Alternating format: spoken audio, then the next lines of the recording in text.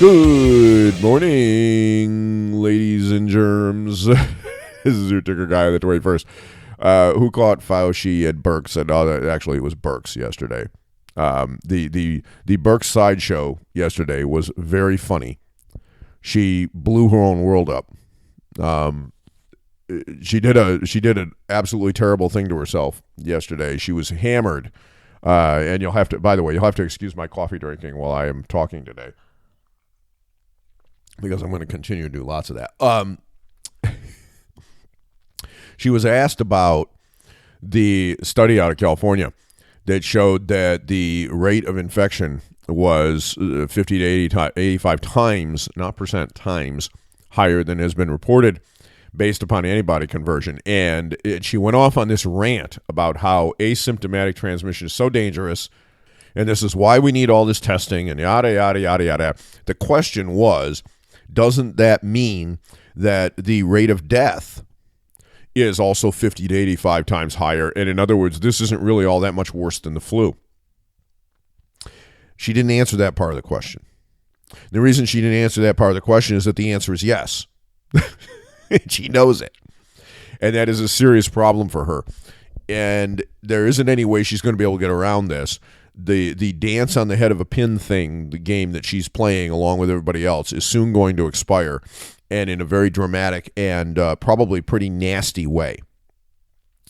The press has latched onto it now. We've got Fox News on it. Tucker Carlson was on it last night as well. And it's not going to, folks, this is not going to go away. It's what I've been talking about now since this whole thing began, that the evidence, when Diamond Princess happened, we knew that this asymptomatic transmission issue was real, that it was going to become a big problem, and at the same time, it was also a savior. Okay, it was a problem, and it was going to make it impossible to track and trace and do standard epidemiological contact tracing types of things. It wasn't going to work. But secondly, it also meant that the fatality rates that we were seeing and what we were reporting were complete BS, and that the fear factor that we were ginning up was complete BS, and that none of it was worth anything. And then we saw the rollover in the transmission rate before the mitigations were put in place, before the lockdowns, which proved that those were BS. And Trump and everybody else knew this after the original 15 days were up. Up until that point, it was a close enough call that you could actually make the argument that there was maybe an argument for it. Maybe. Okay. But once those first 15 days were over, then the game was up. And we needed to have some sober people show up at the table and say, look, folks, the reality of the situation is that this bug, while it is bad, while it is easily transmissible, while all these things are true, isn't anywhere near as evil and ugly and everything else as all of these people think it is. And this means that while we need to get to the vulnerable people, especially those people in nursing homes and places like that, and we need to do things in order to control the risk for those individuals where it absolutely needs to take place. Your hair is on fire, the world is coming to an end, by God, we have to shut everything down and it all has to end tomorrow, and da-da-da-da-da. It was a bunch of BS. It was nonsense. Now we know it. It's not supposition anymore. It's fact. But we're not going to see that kind of honesty out of our elected officials, are we? Probably not. And that is going to be the legacy of this virus when it's all said and done. We are going to continue to play this game right up until the people of this country stand up and say, we're not going to take this BS anymore. We're not going to put up with it. We want scalps. You destroyed the economy. You put 20 million people out of work. And by the way, now we're starting to see the secondary effects and the damage show up in places that are going to be really bad, folks. Yeah, we sold Smithfield to the Chinese. That was really stupid. And now all of a sudden, we can't look at all the illegal invaders that are working in those plants, living 20 in an apartment, and maybe that would be why there's all kinds of spread going on within the plant. No, we can't do anything about that. We got 20 million Americans who are out of work.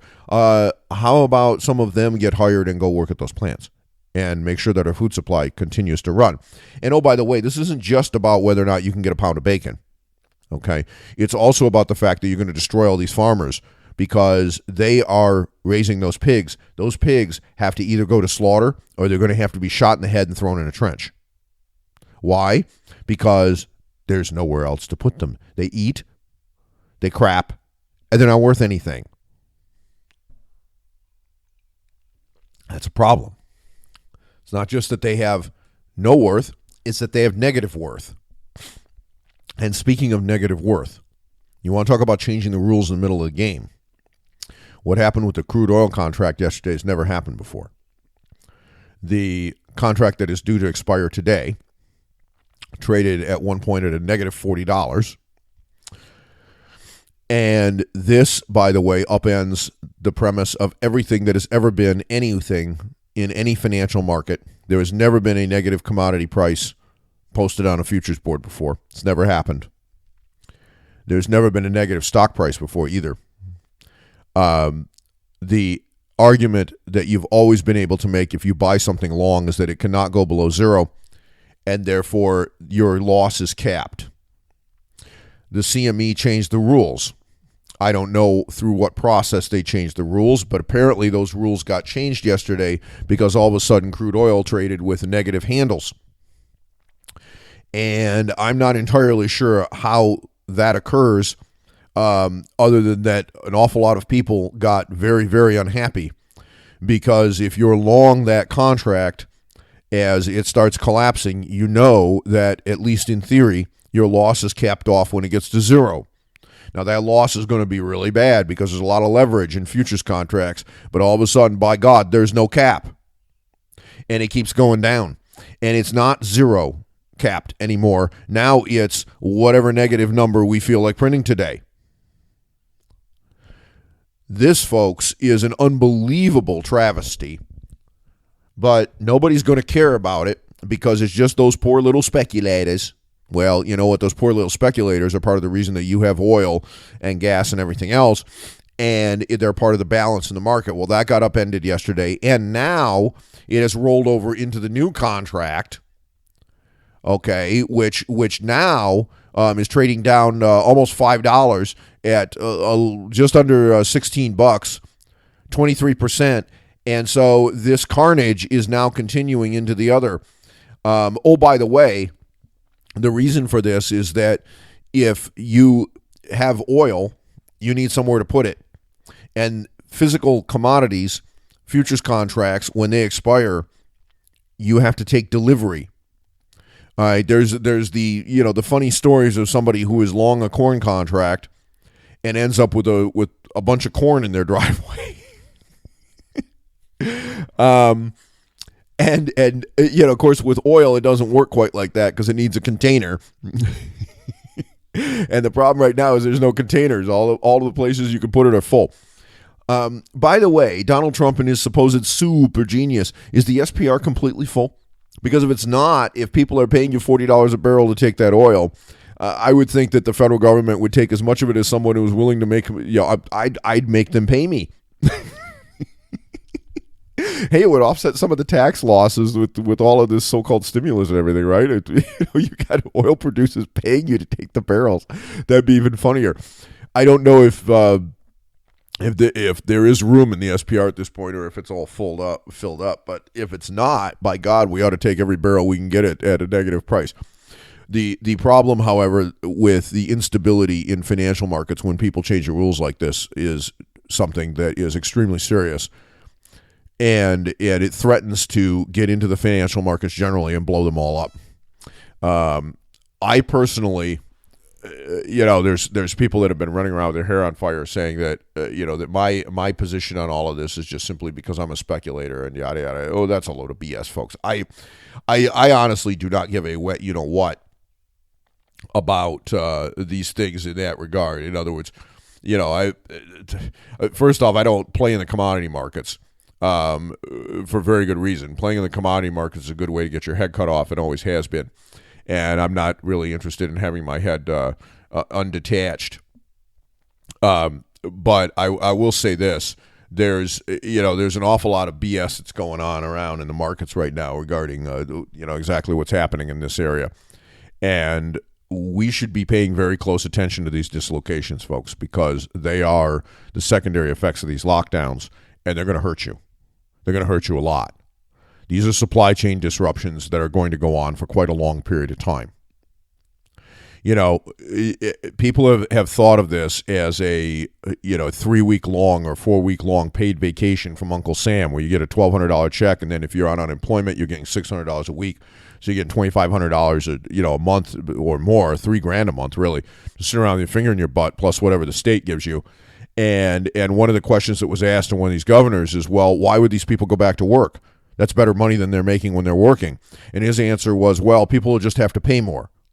Oh, so now after you've destroyed my business and all of my revenue and all the money that I'm supposed to have coming in because I have these things called customers that willingly buy my goods and services, now you're telling me I have to pay the people who used to work for me more or they won't come back. Excuse me, I have no revenue coming in, but I have to pay more? Maybe one of you bright bulbs out there that in the economics field can tell me exactly how that's going to work. You know, the kind of stupidity that goes on in this country when it comes to this sort of stuff, folks, is starting to get to the point that I'm wondering whether or not there's any intelligence left. We need to have a very serious conversation in this nation about whose scalps we're going to take for this BS. We knew after Kirkland that there was a massive vector problem in nursing homes. We could have locked every one of them in. If we'd done that, probably half the people who died from coronavirus would not have died, 50%. Then we could have gone further and we could have locked in the hospitals and set up a sanitarium model for them where only COVID patients get treated in those places. And once you go in there, until you seroconvert, you're not coming out. And that would have been a smart thing to do too, because then the healthcare workers that got infected, we would have wound up with some healthcare workers that had the bug, but not very long after that, we would have had a bunch of immune healthcare workers, and they could have safely taken care of it. This, by the way, is the sanitarium model that we've used in the past, so TB and other things, before we had all these wonder drugs. And we would have left our economy open, and the dislocations that we've seen in the markets wouldn't have happened. Yes, we could have, the scolding and the scaring would have still gone on. All the Karens would have still yelled and screamed. But as it turns out, this bug is 30 times, 40 times, 50 times, 85 times less deadly than we've been told. Is it still worse than the flu? Well, yeah, it's worse than the flu. But did we do anything with these mitigations? No. Were 2 million Americans ever going to die? No. Were 1 million Americans ever going to die? No. Is President Trump full of crap to continue to repeat that? Yes. Does Birx know that she's BSing at the lectern yesterday and deflecting away from the question because she didn't answer it? Yes. How long before the people of this country get mad enough that they say, you guys can all bite me. We're going back to work. We're going back to our ordinary lives. If you don't like it, that's just too dang bad. Oh, by the way, if we get the virus, we get the virus. We accept the risk. And all the screaming Karens, well, you know what? If you want to stay out, you can stay out. But guess what? We're not paying you not to work. And oh, by the way, we're not going to pay the taxes that are demanded for all of these $6 trillion or whatever it ends up being worth of unwarranted and unjustified support. We're going to take scalps, not just here, but we're going to take them from China. And we mean it. We're going to lay a complete embargo on that nation. And at the same time, we're going to confiscate that $1 trillion worth of treasuries. And we're going to continue to do it until we get paid for all of the economic harm that was inflicted by their BS. But at the same time, we're going to stop being stupid. How long, folks? Ever? Or are you going to sit there and listen to this when you have now, admission,